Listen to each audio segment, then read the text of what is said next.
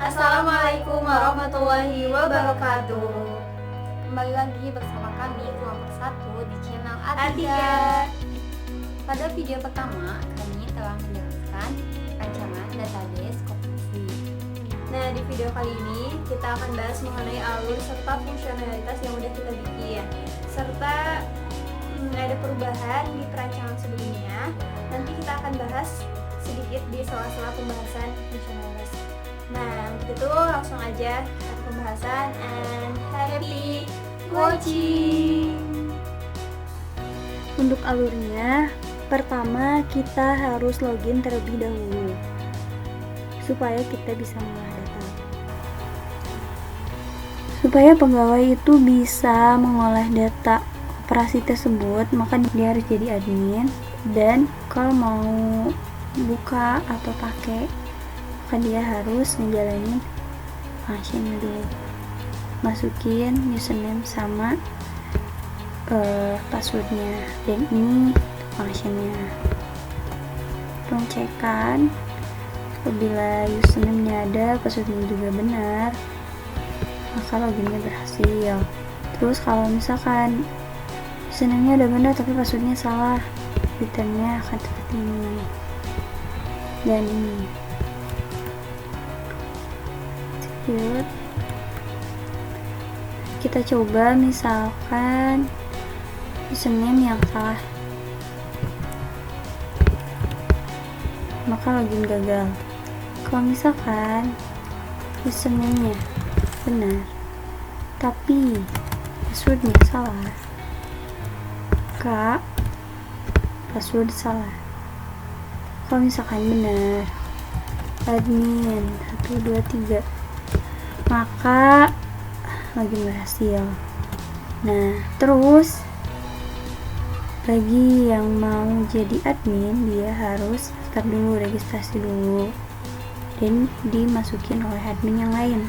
Nih ada function buat insert user, masukin nama, password, full name, email, dan by dibuatnya oleh siapa. Di sini ada juga pengecekan buat username, supaya dia username-nya tuh harus unik, nggak boleh ada yang sama. Kalau misalkan udah digunakan, akan muncul res info seperti ini dengan returnnya error. Kalau misalkan nggak ada, dia akan insert. Dan untuk passwordnya kita pakai MD5.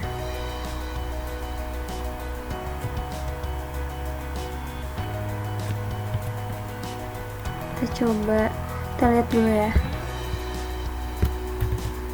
Di sini udah ada beberapa admin, dan sekarang kita coba dulu dengan username yang sama. Akan muncul error dengan message username sudah digunakan. Dari itu kita coba masukin username lain.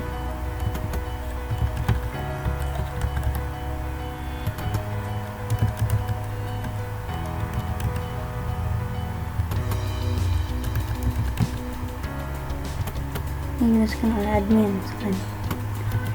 Maka tambah akun berhasil. Kita coba lihat. Nah, nih passwordnya otomatis tergenerate seperti itu. Lalu kalau misalkan dia udah bisa login, maka dia bisa melakukan pengolahan data.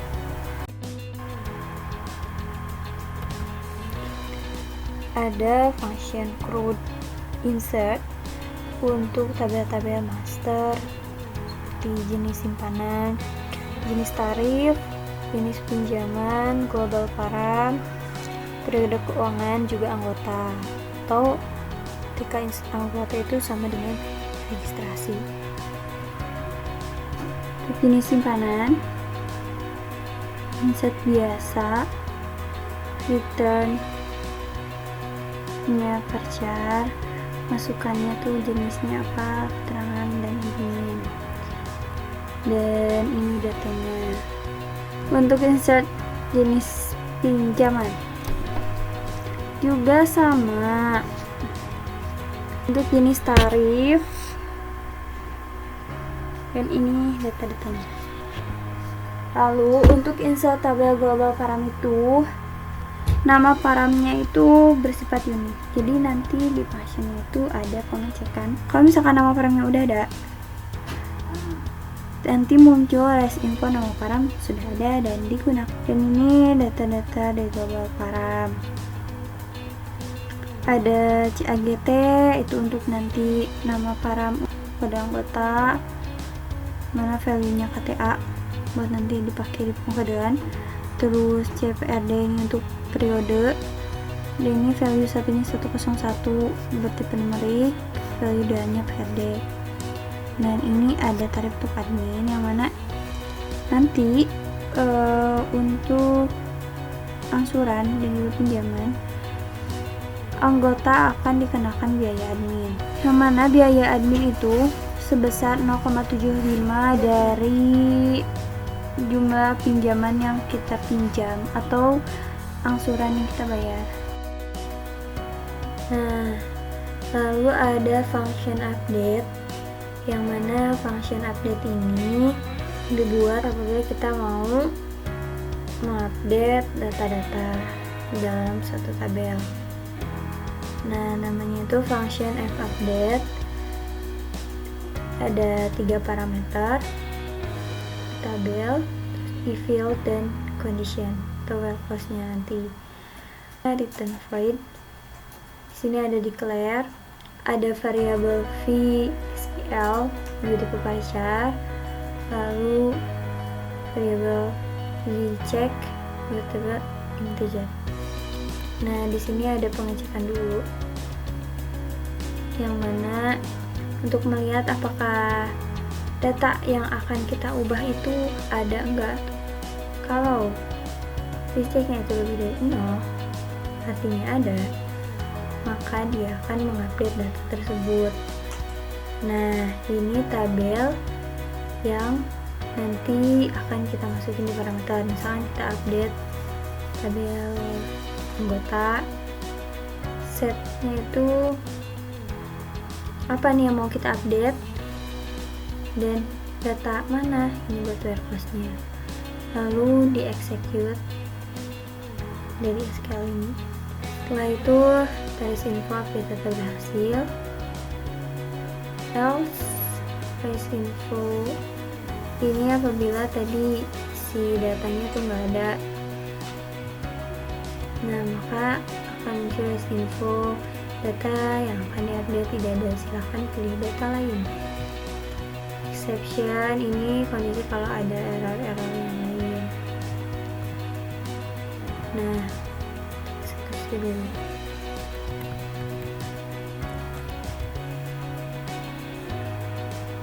Kita coba buat update udah anggota udah bikin. Kita lihat dulu tabelnya, data-datanya. Nah, ada ini, kita coba update yang ada dulu ya, kan tadi ada pengecekan nih buat data yang ada. Nah, ini nih where-clause-nya yang ID sama dengan 1. Kita ubah nama anggotanya itu jadi STUS tadi. Ini artinya berhasil. Nah, kita lihat lagi. Tuh, berhasil. Coba kalau kita masukin ID yang nggak ada di sini. Saya lihat ya, kita masukin 4. Maka keluar data yang akan diupdate tidak ada. Silahkan pilih data lain. Nah, jelaskan data itu pasti nggak bakalan, hanya nggak ada datanya.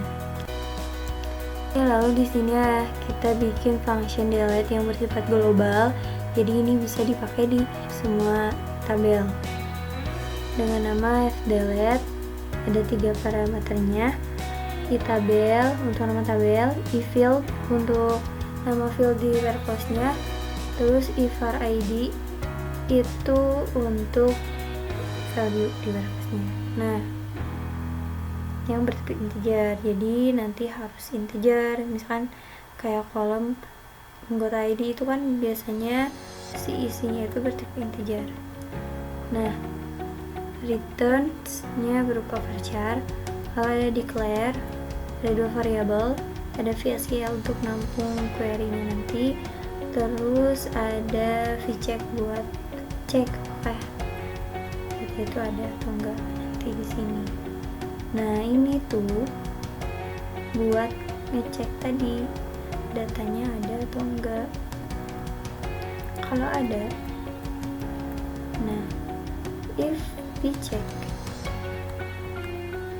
lebih dari 6 artinya ada datanya, maka akan delete. Kita masukkan dulu ke variabel ini query delete-nya. Ini tabel yang datanya akan kita hapus. Ini nama tabelnya, ini field untuk varchosnya, ini untuk variabelnya, dan ini untuk value-nya.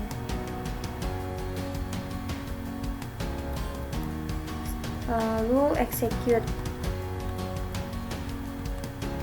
VSQL, return delete data berhasil. Ini untuk kondisi apabila datanya nggak ada, nanti akan ada return ID sekian pada kolom itu tidak ada.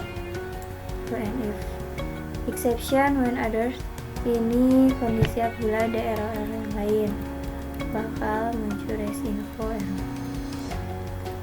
Execute.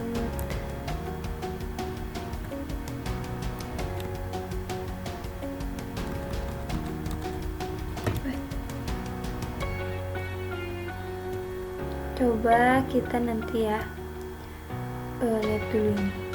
Kita coba nanti di tabel anggota. Kita lihat dulu ini datanya. Kita coba dengan yang nggak ada datanya. Ini kan 118 nggak ada ya. Coba. Nah, ID 118 pada kolom anggota tidak ada. Lalu kita coba hapus yang adik-adik yang ID-nya 14. Coba ya. Delete berhasil. Nah, kita lihat kan gak ada, udah gitu. Ini kita buat function untuk insert anggota atau nanti registrasi kayak gitu. Nah, parameternya itu berisi ya ada nama dan lain-lain, bisa dilihat. Ini sesuai dengan field-field yang ada di tabel anggota. Nah, untuk declare-nya ada 3 variabel, vcode anggota, username untuk pengecekan, dan untuk memasukkan nanti ke tabel anggota. Lalu kan tadi di parameter kita input user. Nah, dicek usernya ada enggak, lalu dimasukin ke username. Kalau misalkan username-nya nyatanya is null, artinya ini enggak ada username-nya, maka ada raise info username tidak terdaftar dan return error. Lalu kalau misalkan ada, otomatis kan dia nggak bakalan ngejalanin ini, lalu bakalan membuat kode select value 2 dari global param dengan nama paramnya CAGT, bisa dilihat. Nah, lalu kita bikin kode deh. Tadi kan yang value ini tuh disimpan ke variabel vcode yang KTA itu. Nah, ini fungsi LPAD itu, ini sekuennya, terus ini berapa banyak panjang stringnya, terus ini buat format dari stringnya. 0. Kita kan mau bikin 00001 002. Itu kan setiap substringnya itu kan 000. Nah, kita masukin ke vcode anggota buat nanti dimasukin di sini. Maka kalau misalkan berhasil ada return nama anggota berhasil eksekusi.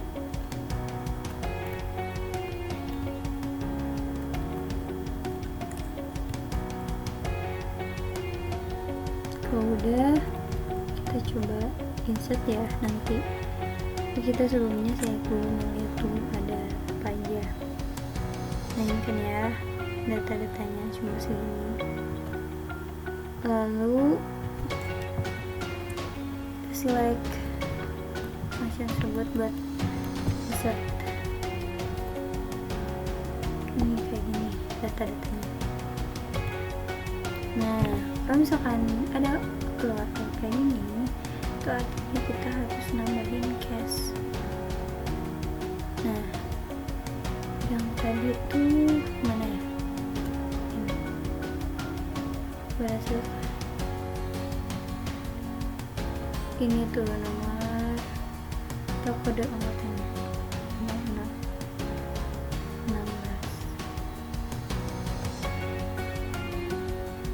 Nah, ini file itu emang dikosongin dulu.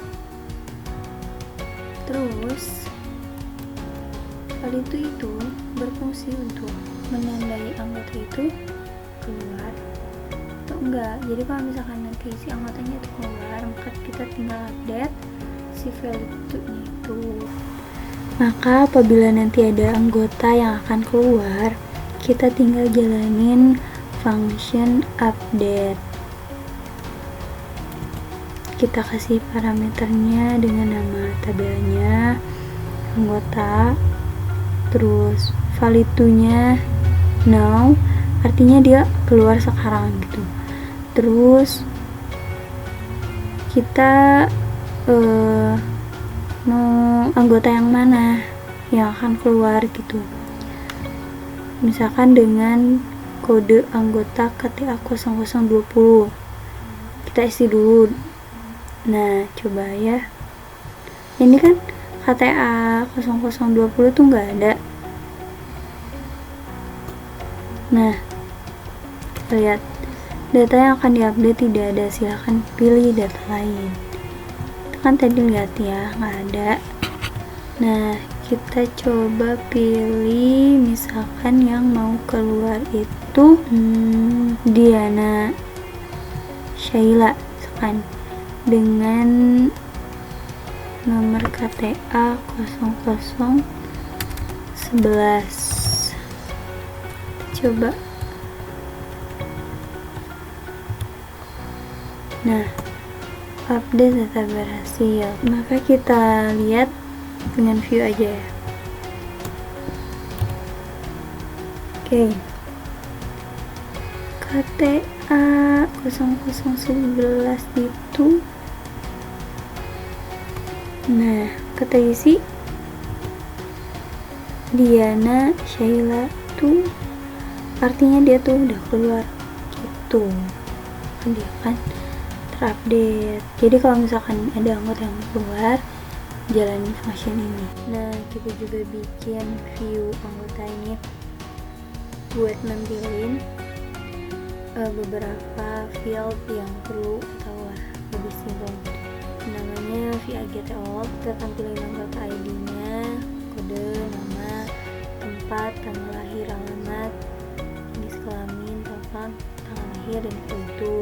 Karena kan sebelumnya kita ada nama saudara, telepon, terus create date yang kayak gitulah. Nah, kita order by kolom pertama. Kita coba ya, select. Lalu kita coba jalanin. Nah, maka yang keluar ini sih cuman buat simpel aja. Adapun untuk melihat anggota yang masih aktif, beserta simpanan pokoknya berapa, apakah dia udah lunas membayar simpanan pokoknya atau belum, kita bisa pakai ini. Nanti ada function, tapi sebelumnya kita buat view-nya dulu. Kita bikin dengan nama view anggota. Nah, kita tampilin nanti ID-nya, kode, nama, alamat ini. Terus nanti terakhir kita mau kan nampilin simpanan pokoknya berapa. Nah, jadi kita nanti sum tarif simpanan dari simpanan dan detail simpanan yang mana ID anggota ID ini untuk nyambungin antara tabel simpanan sama anggota. Nanti soalnya kan ada ID anggota di tabel simpanan itu. Nah, nanti kita ngesum tarif simpanan pokok yang pernah dia bayar itu. Kita klik dulu. Sial, coba kita lihat ya. Nah, ini kan ada anggota di sini cuman baru Resti yang bayar dan baru bayar 150.000. Kita lihat aja, kita select aja, lihat di select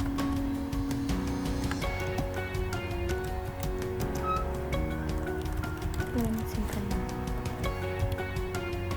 Ini kan anggota ID itu Resti ya, ID simpanan 9. Kita lihat di detail simpanan.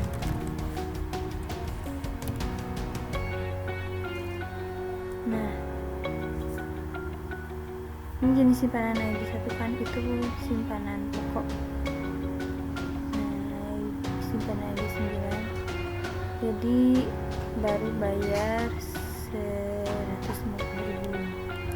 Lalu kalau misalkan kita mau lihat tadi anggota mana yang masih aktif atau enggak, jadi kita bikin function view anggota, mana ini ada parameternya 2, kode anggota, cek returnnya tuh return set of view yang tadi udah kita buat. Nah, ini declare, terus ini isinya, dan apabila kita masukin 0 parameter ceknya tuh, kita itu bakalan lihat anggota yang enggak aktif. Terus kalau kita masukin 1, berarti kita mau lihat anggota yang aktif. Dalam arti si value-nya itu is no, itu masih kosong. Karena kalau misalkan udah diisi, itu artinya dia udah keluar. Nah, and if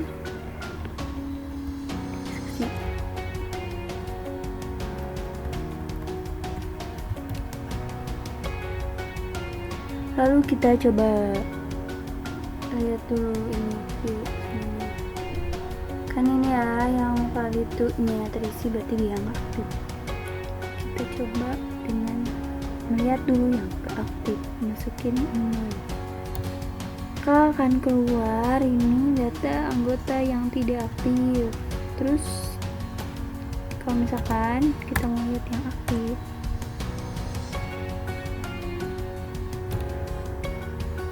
nah isikan. Terus kalau misalkan kita mau terus kalau kita mau lihat anggota KTA 0001 tuh, oh dia masih aktif, dia itu simpanan pokoknya baru 150.000. Sekarang misalnya kita cek yang KTA 02, oh dia juga masih aktif tapi dia belum bayar.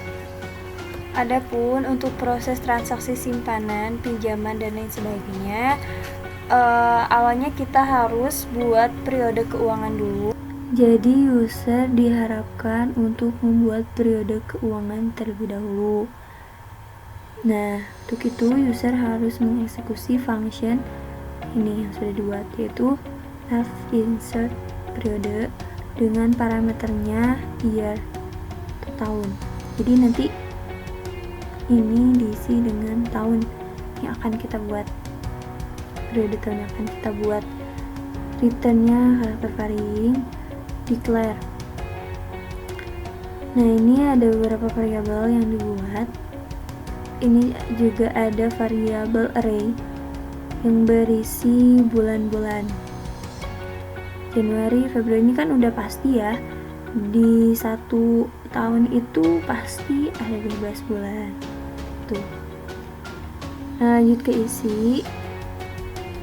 Pertama, ini ada pengecekan bahwa periode tahun tersebut tuh udah ada. Nih, kalau misalkan udah ada, maka akan muncul res info periode tahun sudah ada dengan returnnya error.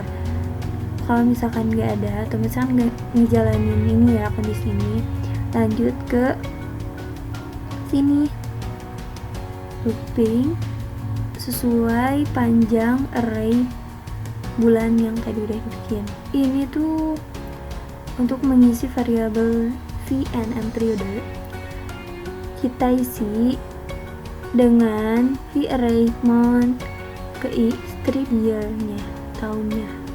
Jadi nanti nama periodenya itu terisi misalkan nanti Januari strip 2019 misalkan. Lalu di sini ada select to date. Ini tuh buat nentuin tanggal awalnya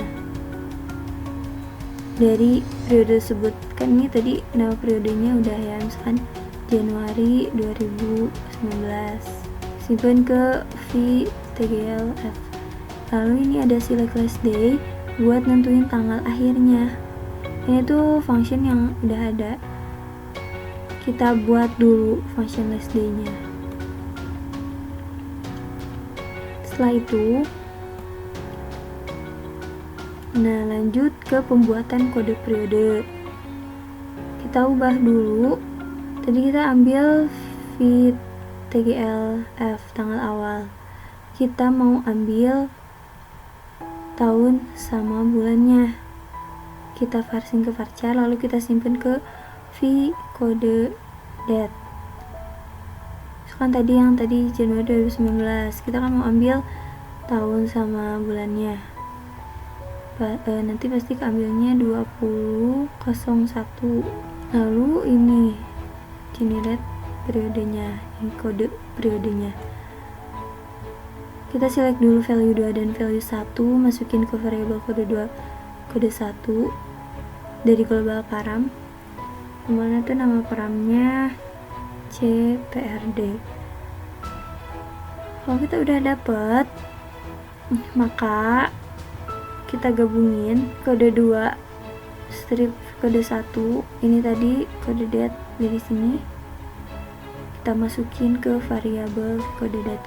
Jadi kan nanti pasti generate-nya tuh PRD 101 1901 gitu. Lalu barulah kita insert ke tabel periodenya. Nih, kode periode, nama periode, tanggal awal, tanggal akhir. Itu kan di looping ya sebanyak 12. Nanti bakalan langsung generate jadi ada 12 bulan di periode tersebut. Rise info periode tahun yang kita masukkan berhasil ditambah. Kita eksekusi dulu.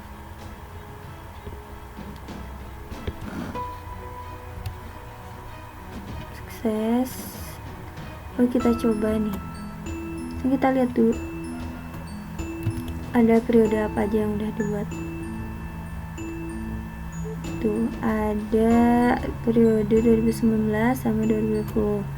Kan kita bikin nih yang udah ada, misalkan kan ada kesalahan user, misalkan nggak tahu, diran deh, maka bakalan muncul error dengan message periode tahun sudah ada. Nah, kita kita tuh mau bikin 2021 lagi, ubah deh. Sukses kan ya, periode tahun 2021 berhasil ditambah. Kita lihat.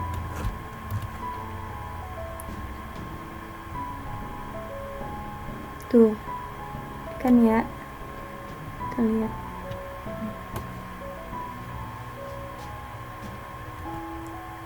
Ini kodenya bakalan sesuai PRD 101, belakangnya tuh nanti sesuai ini tahun dan ini bulan.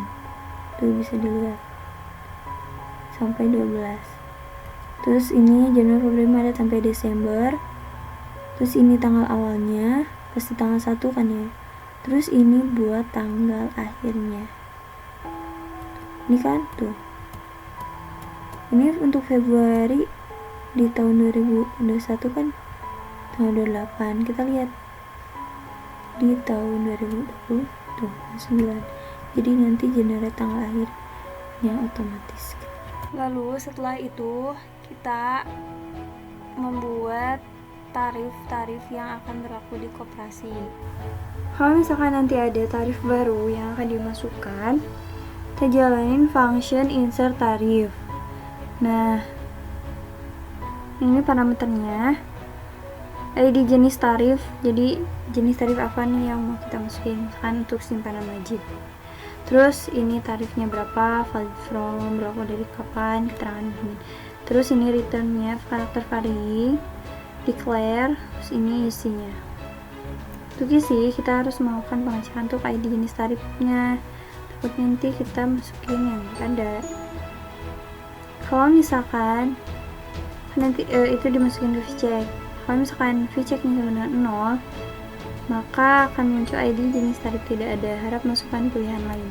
Return error. Kalau misalkan ada dan kita memasukkan tarif yang mana ID jenis tarifnya itu udah ada di tabel tarif tersebut, artinya kan itu udah ada tuh tarif untuk jenis itu, cuman masih berlaku, artinya valid until-nya masih 0.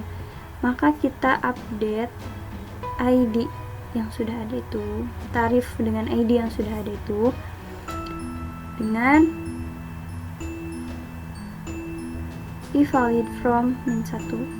Artinya valid from yang kita masukin parameter itu -1. Lalu kalau itu udah, lanjut ke insert data tarifnya.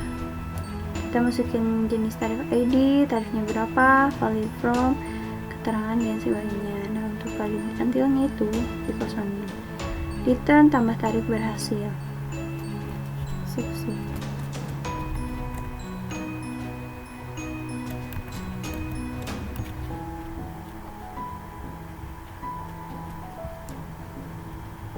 Kita coba lihat dulu tarif.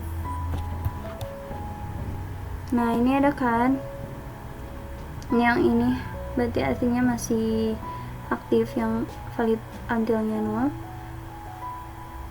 Ini ada jenis tarif ID 2, itu jenis simpanan kok. Ini untuk wajib.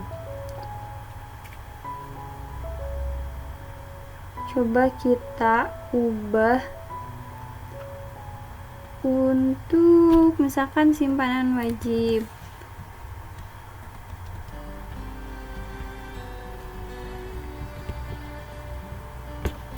Nah, berhubung ada error seperti itu, kita pakai case type.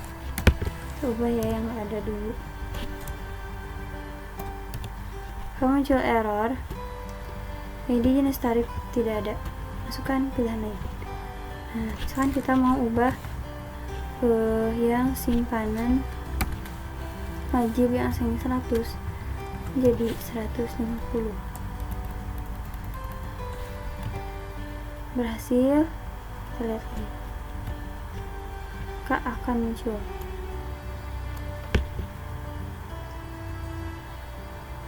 ID jenis tarifnya 1. Kita ubah, kan sebelumnya ini yang ini kan ya sebelumnya.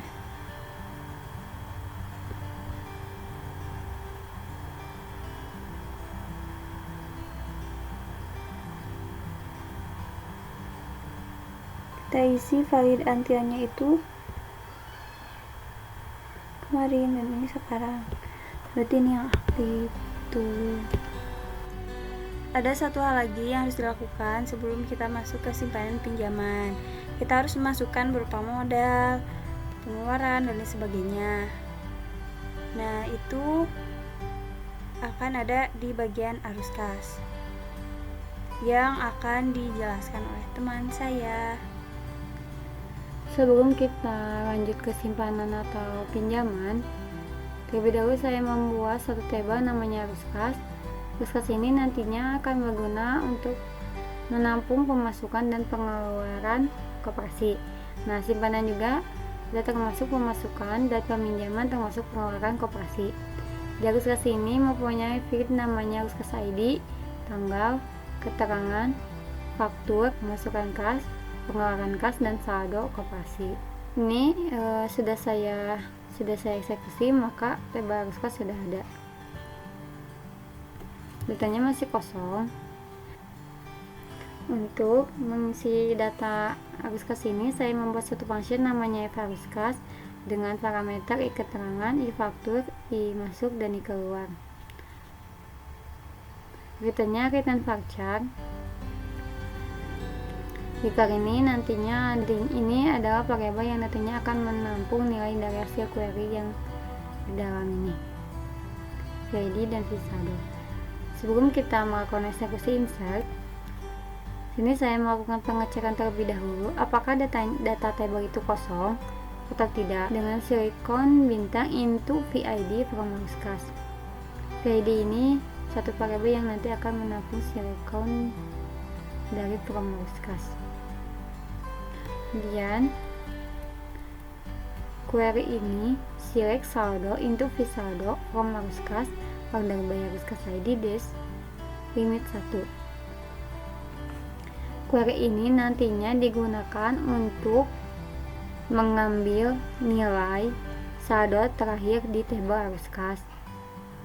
Nantinya saldo ini dikurangi ke pengeluaran atau ditambah pemasukan. Pengecekannya, apabila if VID sama dengan kosong, maka visado ini langsung diisi dengan i masuk. I masuk ini adalah inputan pertama kita. I masuk ini adalah inputan pertama. Else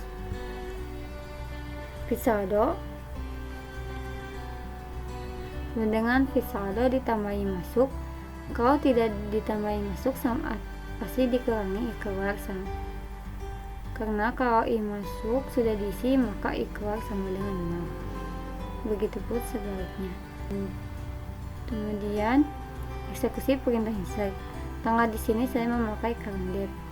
Returnnya tambah data berhasil. Kita eksekusi berhasil. Nah, kita eksekusi functionnya. Misalnya modal awal.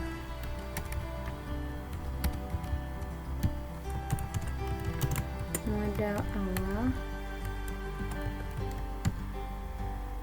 nomor faktur 1, kan modal termasuk pemasukan, maka misalnya pemasukannya 1 juta.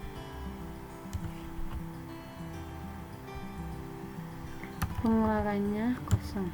Kita selesai. Ditambah data kas berhasil. Kita lihat di tabel arus kas apabila apakah datanya utama atau tidak. Tambah saldo ini otomatis terisi dari pertama kali kita isi. Kemudian kita misalnya pembelian ATK, pembelian alat tulis kantor, nomor faktur 2. Kan kalau pembelian bukan pemasukan, jadi pemasukan kita isi 0 dan pengeluaran kita isi misalnya 5.000. Eksekusi tambah data kas berhasil. Jika datanya bertambah, kita lihat tambah ya, otomatis saldo berkurang 5.000 jadi 995.000. Untuk mengisi tabel simpanan, terlebih dahulu kita harus mengisi tabel jenis simpanan. Sini saya untuk mengisi tabel jenis simpanan membuat satu function namanya insert simpanan. Jenis simpanan itu sudah ada rutenya, ada 3. Saya coba jalanin function yang udah dibuat tadi. Jenis simpanan masih ditambah. Tabungan sudah ada di sini di kolom jenis simpanan. Itu juga sudah oleh admin. Untuk memasukkan data di simpanan, ini fungsinya. Namanya insert simpanan dengan parameter kode anggota, tanggal, dan user. Diklar. Sebelum masuk ke query insert, kita harus cek dulu cek anggota, dan kita terlebih dahulu mengambil nama anggota dan ID-nya dengan kondisi kode anggota sama dengan kode anggota, yaitu kode anggota yang kita inputkan. Kemudian silikon bintang untuk check user from user ini untuk mengecek apakah user yang mengisikan data tersebut itu masuk ke dalam data user atau tidak. Cek apabila anggota tidak ada. If apabila anggota is null, maka import atau notice anggota tidak terdaftar, return error. Ini untuk pengecekan apabila cek user sama dengan kosong atau tidak terdaftar, maka return error. Apabila ada, langsung masuk ke query insert. Nah, user tadi itu langsung masuk ke create by sama update by. Next info berhasil, silahkan lanjut ke pengisian data simpanan. Kita eksekusi, berhasil. Kita jalanin. Misalnya nama anggota KTA 0002, usernya admin. Oke, itemnya set select table simpanan, apakah datanya masuk atau enggak. Masuk. Ini untuk total simpanan. Kenapa di sini kosong? Karena sesudah kita mengisi tabel simpanan, kita juga harus mengisi detail simpanan. Detail simpanan ini berguna untuk nantinya apabila anggota ingin membayar simpanan dalam satu hari 2 kali simpanan. Total simpanan ini kita buat pertama-tama kosong, karena nanti akan terisi apabila kita sudah mengisi detail simpanan. Sudah mengisi tabel simpanan, kita kemudian melanjut ke detail simpanan. Nah, di detail simpanan ini di function insert detail simpanan, masukkan simpanan ID, kode periode, list ID, tarif, keterangan, dan user. Ini declare. Pertama-tama sebelum masuk ke query insert, kita cek terlebih dahulu ID simpanan yang dimasukkan ada atau tidak. Kemudian setelah dicek, kita ambil ID dari periode keuangan. Setelah mengambil ID periode keuangan, kita mengambil jenis simpanan dari tabel jenis simpanan. Kemudian cek username user apakah ada atau tidak ada. Setelah itu mengambil tarif dari tabel simpanan, select tarif di sini. Jika sudah, cek lagi apabila simpanan ID tidak ada, harus memasukkan kembali ID simpanan. Kemudian mengecek apabila periode keuangan belum ada atau salah memasukkan, maka akan ada res info periode keuangan belum ada. Kemudian apabila username tidak ditemukan, maka username itu belum terdaftar pada tabel user. Dan sudah itu kita insert ke dalam tabel detail simpanan. Setelah berhasil di insert, bakal ada list info simpanan berhasil dimasukkan. Kemudian setelah menambahkan data simpanan ini akan masuk ke dalam tabel arus kas karena ini termasuk ke dalam pemasukan, dan pemasukan itu harus dicatat dalam tabel arus kas. Di dalam tabel arus kas ada kolom keterangan. Nah, keterangan ini untuk simpanan diisi dengan jenis simpanan. Ini cara mengambil jenis simpanannya untuk keterangan. Kemudian mengambil nama anggota di tabel simpanan terlebih dahulu. Di tabel arus kas ada faktur atau nomor faktur. Nomor faktur itu untuk pemasukan diisi dengan nama anggota. Untuk mengambil nama anggota di simpanan. Di tabel arus kas ada nomor faktur. Untuk nomor faktur diisi dengan nama anggota. Sebelum kita mengambil nama anggota, kita terlebih dahulu mengambil ID anggota itu di dalam tabel simpanan. Kemudian jika sudah mendapatkan ID, maka kita mengambil nama anggota. Backcrossnya anggota ID sama dengan anggota yang sudah tadi diambil. Kemudian select saldo ini untuk mengambil data saldo terakhir di tabel arus kas dengan limit 1 descending. Saldo tadi ditambahkan dengan i-tarif. I-tarif ini adalah tarif pemasukan. Kemudian insert ke dalam tabel arus kas. Untuk query ini, select sum tarif simpanan, yaitu untuk mengisi query ini untuk mengambil jumlah keseluruhan tarif simpanan dengan backcross simpanan ID. Kemudian merubah data pada tabel simpanan, yaitu kolom total simpanan diisi dengan fee total tadi yang setelah disum dari tarif simpanan. Jika sudah berhasil, maka akan return OK. Kita eksekusi.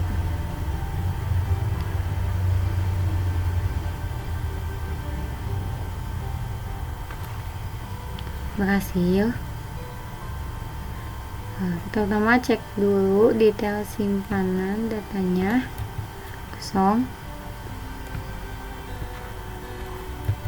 Simpanan ini nomor 18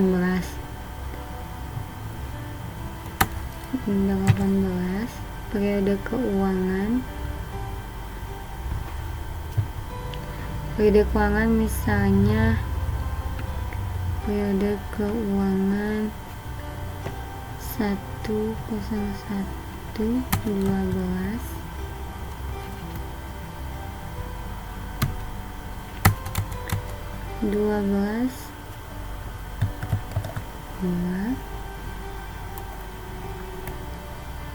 jenis ID, jenis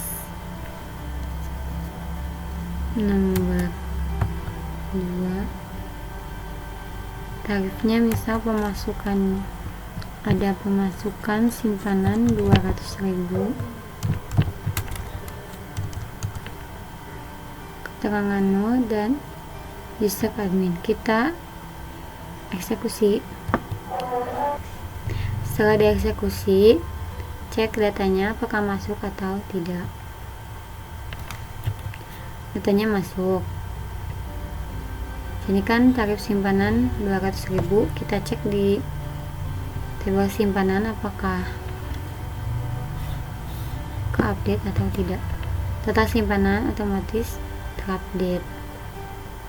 Kemudian cek di tabel arus kas apakah pemasukan ini masuk ke dalam tabel arus kas. Masuk. Datanya masuk. Keterangan simpanan wajib dengan faktur nama anggota. Untuk memasukkan pinjaman terlebih dahulu kita harus memasukkan jenis pinjaman. Di sini ada function untuk memasukkan jenis pinjaman. Ada jenis pinjaman, keterangan, dan admin. Dalamnya hanya ada query insert untuk jenis pinjaman. Returnnya jenis pinjaman berhasil ditambah. Jika gagal, return error. Kita eksekusi. Berhasil. Kemudian kita coba namanya jenis pinjaman suka-suka, jenis pinjaman berhasil ditambah. Kemudian jika jenis pinjaman sudah diisi, maka kita isi insert pinjaman, ini parameter anggota ID, periode, jenis pinjaman, besar pinjaman, tenor, dan nama admin. Sebelum masuk ke query insert, kita cek dulu apakah anggota itu ada. Kemudian ambil value di global param untuk mengisi BI admin. Kemudian cek apakah anggota itu ada. Jika tidak ada, raise info ID anggota tidak ada. Jika ada, kemudian masuk ke perintah insert pinjaman. Di insert pinjaman ada besar pinjaman, angsuran. Nah, besar pinjaman ini, besar angsuran ini diisi oleh besar pinjaman dibagi dengan lama angsuran. Kemudian total dari tarif admin ditambah besar pinjaman. Setelah insert berhasil, nanti otomatis data tersebut akan masuk ke dalam tabel arus kas. Untuk masuk ke dalam tabel arus kas, pertama kita harus mengambil nama anggota untuk masuk ke dalam kolom faktur, kemudian mengambil nilai saldo terakhir di tabel arus kas ID. Kemudian kita eksekusi.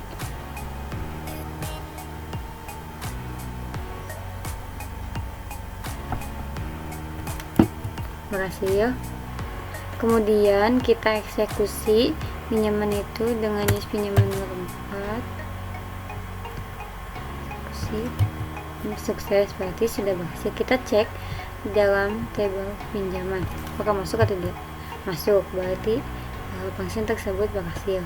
Kemudian kita cek di tabel arus kas apakah ada tidak. Masuk. Sininya peminjaman karena di sini sudah otomatis tadi kita create di values insert. Kemudian kita masuk ke laporan keuangan, yaitu ada parameter tanggal dan sampai tanggal berapa. Returnnya return table,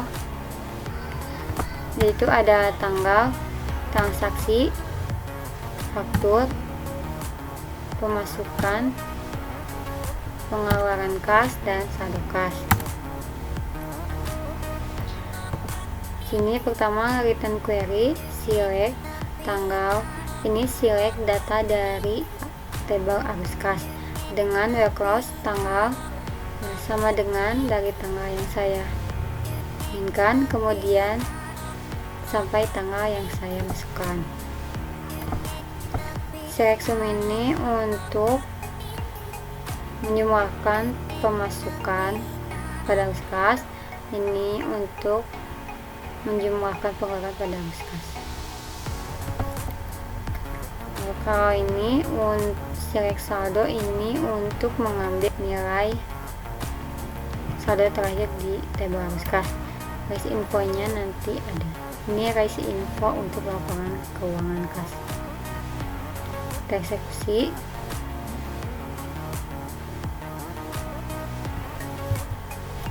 Berhasil.